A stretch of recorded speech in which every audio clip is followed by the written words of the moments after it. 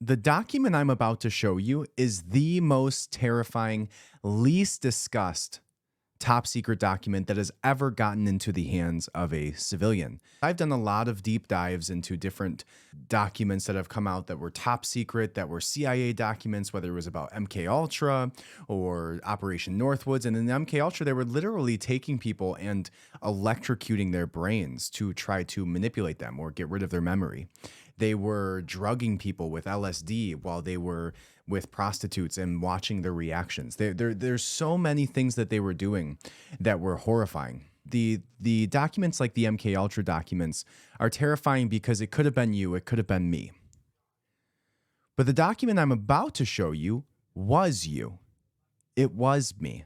It was everybody on this planet was affected by this document, by this plan that was implemented to perfection.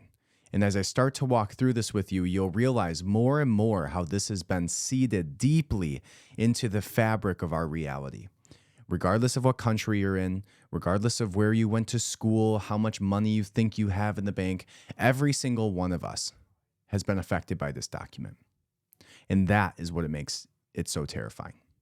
Okay, the document that I'm about to show you and I'm about to walk you through in this deep dive is called Silent Weapons for Quiet Wars. This document came from somebody who purchased a copier from the surplus sale by IBM. They reached inside of it and took this out in 1986. Now, this document was originally used at the very first known Bilderberg meeting in 1954 and adopted by the policy committee. The people that looked at this document were a part of a CIA small group to catch them up to speed on the worldwide conspiracy that was happening and unfolding right in front of our eyes and has continued to and will continue to for a very long time. Here is the preface of this document. Conspiracy theories are nothing new to history. Plots to kill Caesar and overthrow Rome abounded.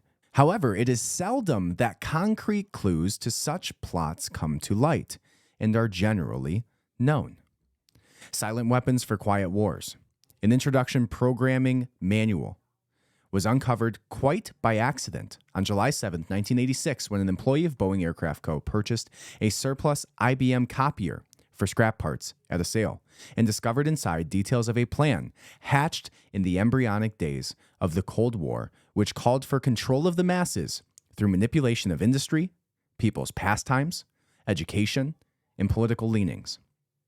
It called for a quiet revolution, putting brother against brother and diverting the public's attention from what is really going on. The document you are about to read is real. It outlines everything perfectly. It's all about social engineering of the masses.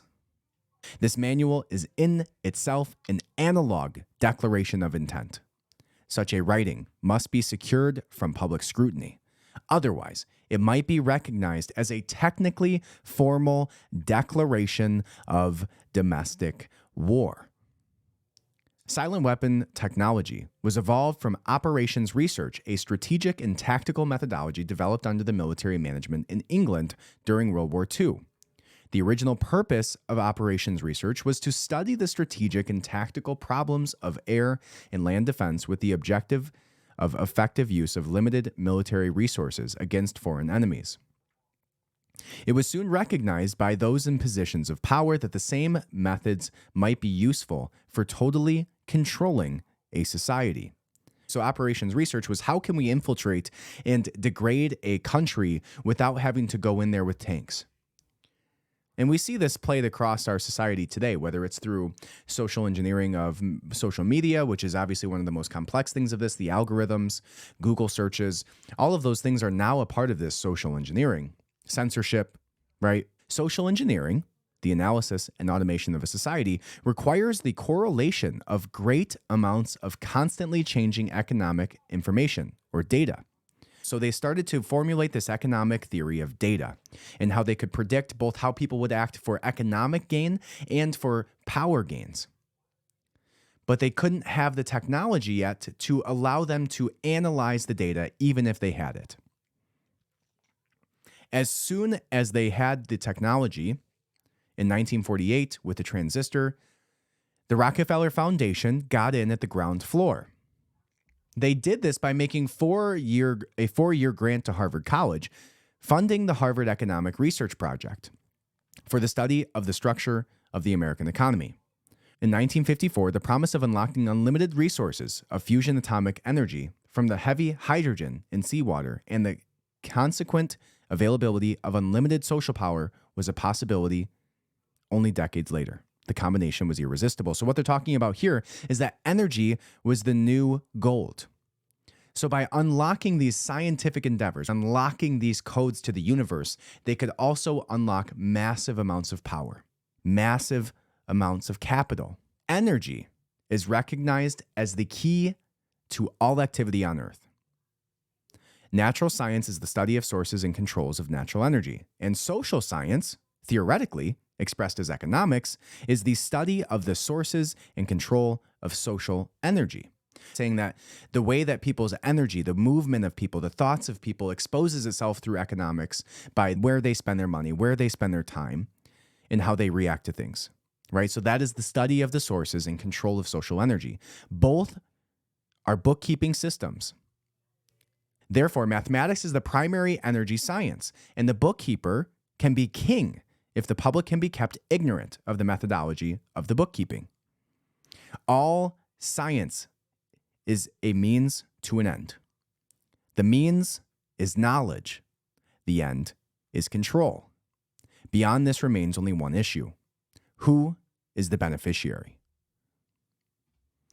And that's why the Rothschilds realized this, and they quickly sprung into action as soon as they saw the technology present itself so that they could be the ones who were the beneficiary of the knowledge. The knowledge leading to control, and that is why we are where we are today. Although the so-called moral issue was raised in the view of the law of natural selection, it was agreed that it is that a nation or world of people who will not use their intelligence are no better than animals who do not have intelligence at all. Such people are beasts of burden and stakes on the table by choice and consent. Consequently, as the interest of future world order, peace, and tranquility, it was decided to privately wage a quiet war against the American public with the ultimate objective of permanently shifting the natural and social energy, wealth, of the undisciplined and irresponsible many into the hands of the self-disciplined, responsible, and worthy few. So they rigged the system. In order to implement this objective, it was necessary to create, secure, and apply new weapons, which, as it turned out, were a class of weapons so subtle and so sophisticated in their principle of operation and public appearance as to earn for themselves the name silent weapons. In order to achieve a totally predictable economy, the low-class elements of society must be brought under total control. You must be housebroken, it says, trained, and assigned a yoke and long-term social duties from a very early age, before they even have an opportunity to question the propriety of the matter. You want to talk about 4- and 5-year-olds going to have a full-time job in kindergarten, going to school to wait for a bell to tell them when to go do the next thing, being put in a position of submission to somebody in a position of dominance, being told everything that they have to do, when they have to do it. You have to entice conformity from the very beginning. And the Rockefellers also funded the General Education Board in the 1920s, taking the Prussian model, which leveraged education as a system of creating obedience instead of intelligence in the 1920s, to make it so that this system of education through enslavement of thought, was implemented nationwide, and thus started the programming of the general public, which allowed you and I to behave predictably, just like they wanted, making the general mass public move as a flock. In order to achieve conformity, it says, the lower class family unit must be disintegrated by a process of increasing preoccupation of the parents and the establishment of government-operated daycare centers for the occupationally orphaned children. That's a terrifying way of putting it that is dead accurate. The quality of education given to the lower class must be of the poorest sort, so that the moat of ignorance isolating the inferior class from the superior class is and remains incomprehensible to the inferior class. With such an initial handicap, even the bright lower class individuals have little, if any, hope of extricating themselves from their assigned lot in life. This form of slavery is essential to maintain some measure of social order, peace, and tranquility for the ruling upper class. Are you terrified yet? Does this ring true to you? This is exactly the playbook that has set up a society for obedience, for social credit scores, for digital currency, for censorship. Exactly. And the United States of America was the proving grounds of this. Now it explains how they're going to do it. Everything that is expected from an ordinary weapon is expected from a silent weapon by its creators, but only in its manner of functioning. It shoots situations instead of bullets, propelled by data processing instead of chemical reactions, originating from bits of data instead of grains of gunpowder, from a computer instead of a gun, operated by a computer programmer instead of a marksman, under the orders of a banking magnate instead of a military general. It makes no obvious explosive noises, causes no obvious physical or mental injuries, and does not obviously interfere with anyone's daily social life. Yet it makes an unmistakable noise, causes unmistakable physical and mental damage, and unmistakably interferes with the daily social life, i.e., unmistakable to a trained observer, one who knows what to look for. The public cannot comprehend this weapon, and therefore cannot believe that they are being attacked and subdued by a weapon. The public might instinctively feel that something is wrong, but that is because of the technical nature of the silent weapon. They cannot express their feeling in a rational way or handle the problem with intelligence. Therefore, they do not know how to cry for help and do not know how to associate with others to defend themselves against it. When a silent weapon is applied gradually, the public adjusts and adapts to its presence and learns to tolerate its encroachment on their lives until the pressure becomes too great and they crack up. Therefore, the silent weapon is a type of biological warfare.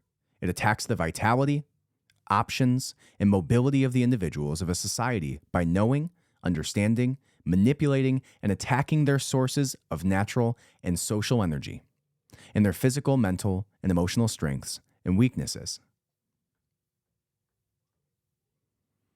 You want to talk about big pharma, right? You want to talk about the introduction of allopathic medicine by the Rothschilds, right? Basically eliminating osteopathic and homeopathic medicine, again, right around the same time, right? In the early 1900s.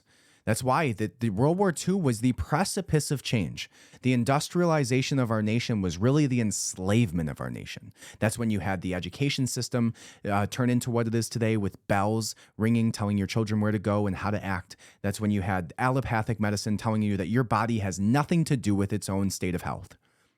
That's when you had the introduction of industrialized food, which poisoned you instead of nourished you.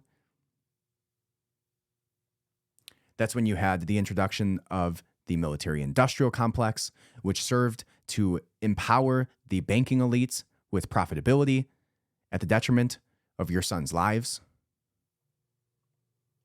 All of this was pre-planned and written out in this document called Silent Weapons for Quiet Wars, ensuring predictability through our actions by enslaving our minds first, by poisoning us through our food, poisoning us through our entertainment, poisoning us through the indoctrination of the education system.